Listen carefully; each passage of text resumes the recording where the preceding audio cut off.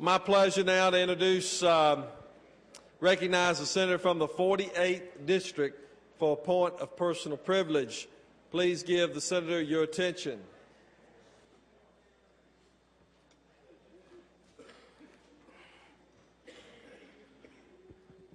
Mr. President, ladies and gentlemen of the Senate, the 35th parallel of northern latitude was the boundary between Georgia and North Carolina when they joined the other 11 original states to form the United States of America, and the 35th parallel became the boundary between Georgia and Tennessee when Tennessee was created out of North Carolina in 1796.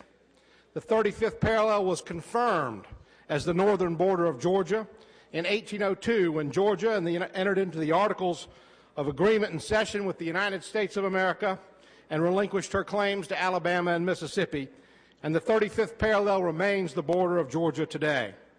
In 1818, a surveying party, distracted by forest fires and fearful of Indians, mismarked the boundary between Georgia and Tennessee approximately 1 mile south of the 35th parallel.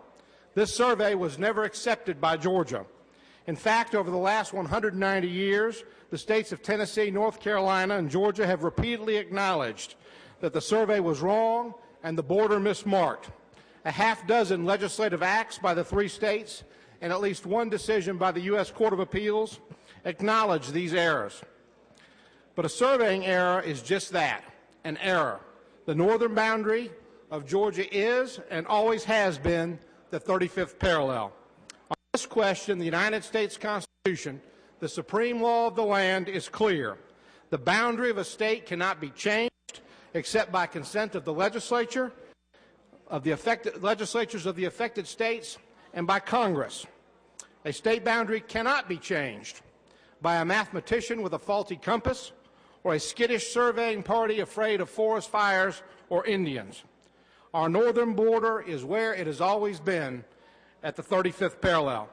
Today, together with every one of the 56 members of this body, I am filing legislation asserting Georgia's rightful border at the 35th parallel, creating joint boundary commissions to resurvey and correctly mark the boundary line, and authorizing those commissions to work with the legislatures of Tennessee and North Carolina in correcting this error, and to take whatever other steps or pursue whatever other remedies they deem necessary.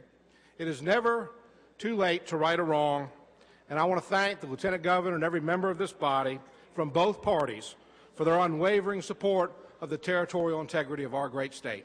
Thank you, Mr. President. I yield the well.